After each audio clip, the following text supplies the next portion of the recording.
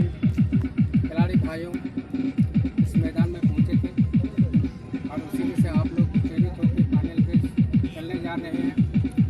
आप लोग वास्तव में धन्यवाद के पात्र हैं। मैं आशा करता हूं हर एक साल इस तरह आप लोग हम लोगों को योगदान करेंगे तथा बाबा तिलका माझी के जन्म जयंती पर हम सामूहिक रूप से कार्यक्रम को बनाए रख सकें।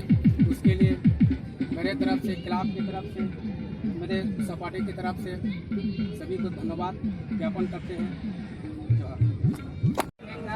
हमारे इंजीनियर साहब बलिया सर